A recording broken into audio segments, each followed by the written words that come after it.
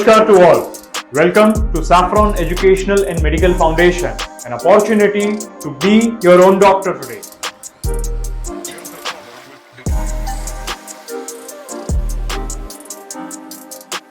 Namaskar. Welcome to Saffron for Health. I am Dr. Mona.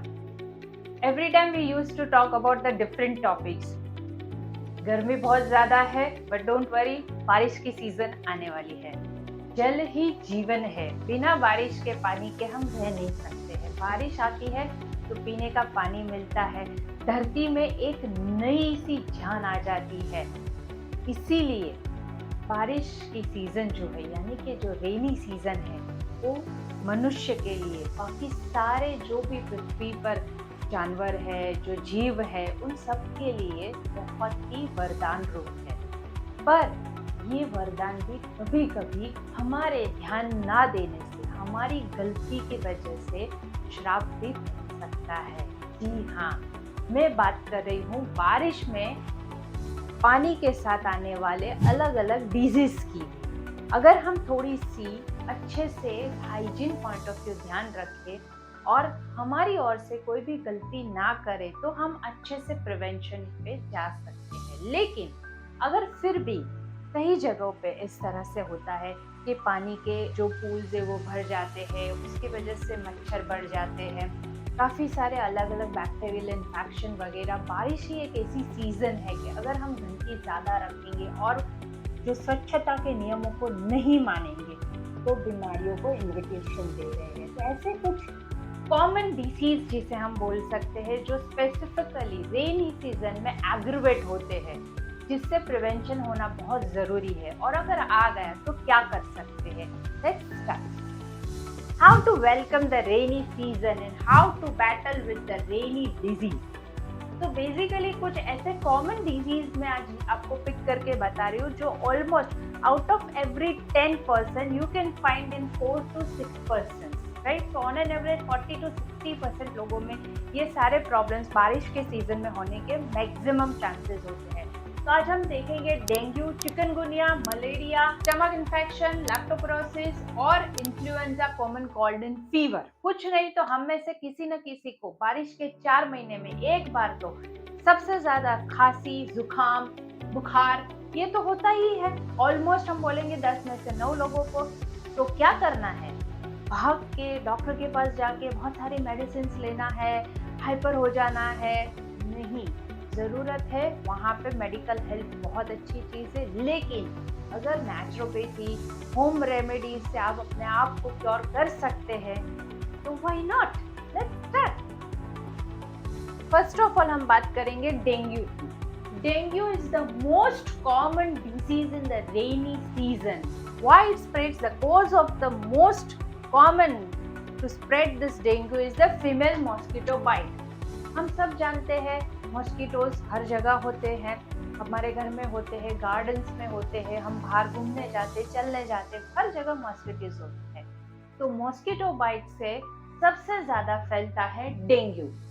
तो dengue में क्या होता है? जनरली हम उसके सिम्टम्स देख लेते हैं. यहाँ पे हमें हाई फीवर देखने को मिलता है, स्किन पे अलग अलग रैशेस दिखते हैं, कभी आपको बहुत ही एग्रीवेटेड फॉर्म में मिलेंगे, कभी रेडिश स्पॉट जैसा आपको मिलता है. डिपेंड आपकी इम्यूनिटी किस तरह से काम कर रही है, उस हिसाब से आपको ये दिखने को मिलेगा. Mostly after having a good food and rest still you feel fatigue. इसके बाद होता है नोशिया, वॉमिटिंग. काफ़ी केसेस में आपको पेन भी फील हो सकता है.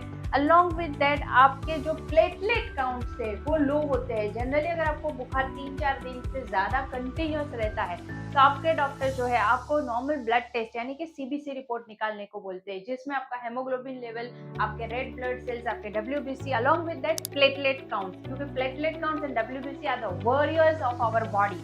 अगर हमारी ऑटो इम्यून ब्रेक हो जाती है तो कोई भी डिसीज हमारे पे हावी हो जाता है. तो इसीलिए उसमें रिजल्ट आता है लो प्लेटलेट काउंट्स के. इसके अलावा आपके जो यूरिनेशन सीक्वेंसेस है वो कंपैरेटिवली कम हो जाती है. काफ़ी केसेस में पेशेंट की वीकनेस है, अलग अलग और कोई हेल्थ इश्यू से सफ़र कर रहे हैं या कोई एज बार के हिसाब से ब्रेथलेस भी फील हो सकती है. तो these are the most common symptoms while suffering from the dengue.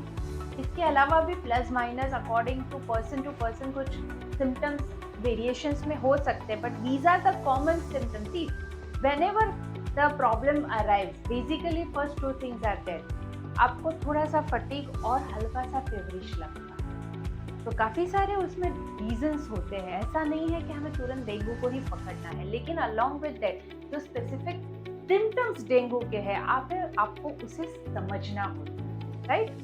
तो डेंगू की ट्रीटमेंट कैसे करें? चलिए, अगर 5-7 दिन से ज़्यादा कंटिन्यूस बुखार आ रहे हैं, ये सारे सिम्टमेटिक भी आप में लग रहे हैं, आपने सीबीसी बाकी अलग डेंगू टेस्ट जो रहता है, वायरल टेस्ट जो होता है, ये आपने टेस्ट करवाए जिसमें आपको डेंगू डिटेक्ट हुआ है, तो थेरेपी में क्या करना है? सबसे पहले आप अपनी सिचुएशन को माप सकते. अगर डे बाय डे वर्स्ट हो रही है, एग्रीवेशन पे जा रहा है, definitely you need to take certain medical help. लेकिन आपको डे 1 से पता चल रहा है कि कुछ सिम्टम्स इस तरह से, थोड़ा सा प्रिवेंशन आप होम रेमेडीज या अपने घर के किचन से भी स्टार्ट कर सकते हैं. जैसे कि क्या होता है, सबसे मेन, ये सारे जो डिहाइड्रेशन से रिलेटेड प्रॉब्लम्स होते हैं, तो आपको सबसे मेन आपके फूड में लिक्विड इंटेक बढ़ा देना है. वैसे भी देखिए, नेचुरोपैथी भी बोलती है लंघनम द बेस्ट, यानी कि लंघनम यानी कि उपवास जो होता है वो सबसे बेस्ट थेरेपी होती है. लेकिन हर एक के बेस्ट की बात नहीं होती है. Then at least you can shift from your cooked food to a liquid diet, so that what happens, the most important thing, it will give complete rest to your digestion. अगर हमारा डाइजेस्टिव सिस्टम जो 24 hours काम करता है, उसे थोड़ा सा हम रेस्ट दे देते, तो जो बॉडी की अपनी इम्यून सिस्टम है उस पर काम करने का टाइम बढ़ जाता है. बॉडी अपने आप को क्योर करने के लिए खुद की क्योरेटिव प्रॉपर्टीज बढ़ाने लगती है. प्लस डाइजेशन जो रेस्ट पोजीशन में है, तो बाकी सारे सिस्टम बहुत फास्ट काम करते हैं. तो सबसे पहले आप अपने जो रूटीन में है खाना just for the level of your energy और to give your little bit of satisfaction, यानी कि आप इस तरह से कर सकते हैं. सिंपल, आप दिन में 3 या 4 बार पकाया हुआ हार्ड फूड खाते, make it only once.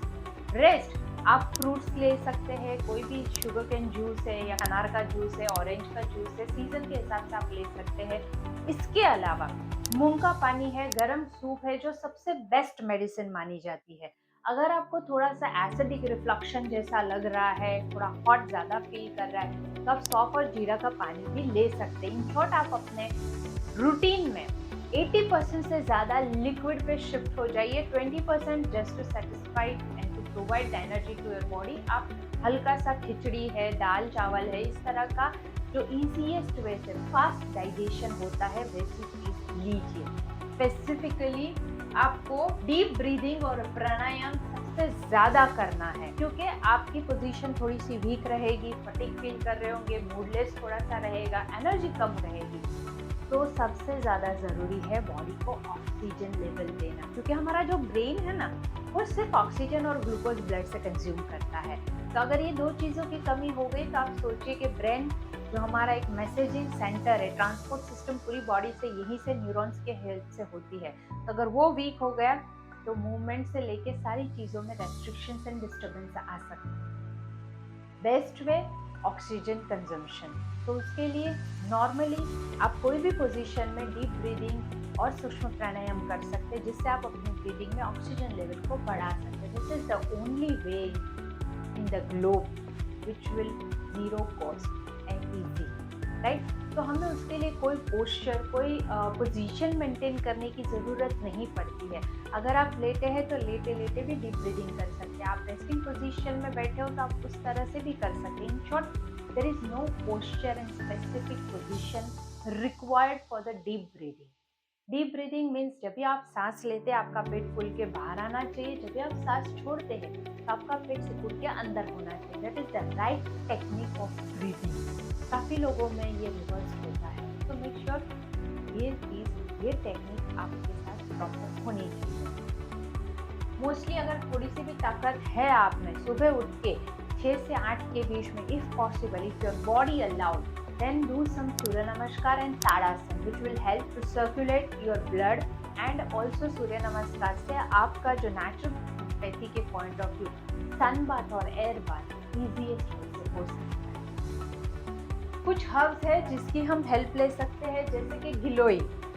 Covid time में हमें सबसे जो ज़्यादा हर्ब्स ने बचाया था वो था टीनास्पोरा यानी कि गिलोय, गुड़वेल, गड़ो। तो आप अगर आपके पास फ्रेश गिलोय, तुलसी के पत्ते, पपैया के पत्ते अवेलेबल है तो आप उसका जूस या तो काढ़ा बना के सुबह शाम 100 ml ले सकते हैं, जो नेचुरली आपकी डेंगू के सामने खुद की बॉडी को लड़ने के लिए इम्यूनिटी को बूस्ट करता है, प्लस जो सिम्टम्स है उसे मिनिमाइज करता है। अगर आपके पास फ्रेश फॉर्म में अवेलेबल नहीं है तो आप ड्राई फॉर्म भी ले सकते हैं। तो साथ में आप व्हीट ग्रास टैबलेट और अल्फा अल्फा टैबलेट भी लीजिए, क्योंकि they are count as an super food, rich fibre, full of nutrition. हमारी बॉडी का pH level and wheat grass का pH level at the same level. So आप चाहो तो इसे आयुर्वेदिक मेडिसिनल या फूड सप्लीमेंट के जैसे भी देख सकते हैं।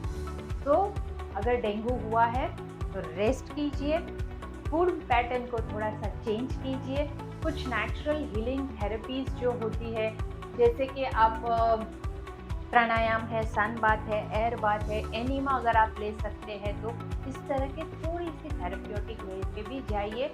If possible try to solve on your own and still if required have some medical help. दूसरी बात करेंगे हम जो सेकंड मोस्ट कॉमन प्रॉब्लम होता है बारिश के सीजन में, जो होता है chikungunya. Again spread by the mosquitoes. वही बात हो गई, मच्छर के काटने से, मॉस्किटो बाइट से चिकनगुनिया होता है।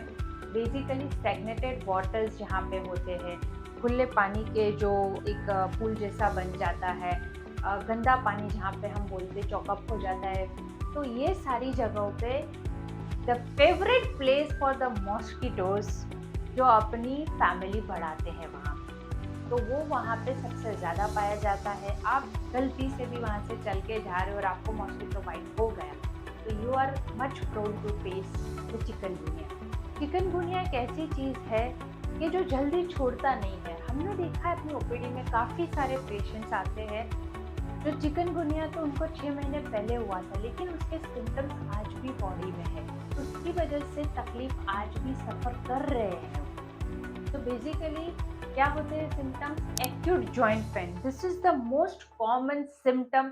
हर चिकनगुनिया पेशेंट को ये तकलीफ होती ही है at any age, no matter. Fatigue feel करता है, चिल्स ज़्यादा होते हैं along with the high fever, उनको इन्फ्लेमेशन ऑफ रेटिना आप देख सकते हैं। उनको देखिए जिनको चिकनगुनिया से सफ़र करे जो हाई लेवल पे, थोड़ा एग्रीवेशन लेवल पे, तो उनको आप अपने आँखों के एरिया पे देखिए, उनके जैसे कि रेटिना जो है उसके आँख जैसे आपको लगेंगे कुछ बड़े बड़े हो गई है, एकदम से बाहर आ गई है, that is called the inflammation of retina.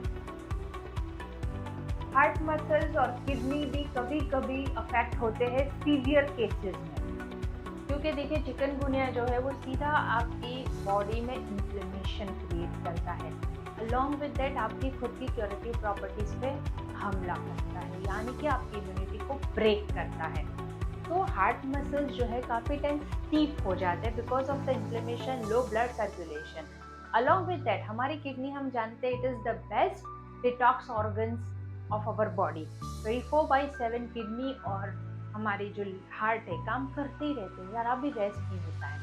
तो चिकनगुनिया में जो मॉस्किटो बाइट्स होते हैं जिसकी वजह से इंटरनल इम्बैलेंस होता है, वो हमारे किडनी के नेफ्रॉन्स को डिस्टर्ब करते, ब्रेक करते, जिसकी वजह से किडनी पे भी इन्फ्लेमेशन होता है। किडनी वर्क जो हमारे डिटॉक्सिफिकेशन करते, जो यूरिन एक्स्ट्रा हमारी बॉडी का होता है उसे बाहर फेंकती है, तो वो काम करना अटकता है। सबसे मेन किडनी हमारे यूरिक एसिड लेवल को मेंटेन करती है, एक्सेसिव यूरिक एसिड के क्रिस्टल्स को यूरिन के थ्रू बाहर फेंकती है। अगर वो काम कम कर रही है तो बॉडी में यूरिक एसिड जमा होने लगता है, which is again the result for your joint pain. Stiffness हो जाती है, जो हमारे जॉइंट से वहाँ पे क्रैकलिंग साउंड्स आने लगते हैं। Uric acid, trust me, to clean the system from the body, this uric acid level, it will take really a challenging and more time.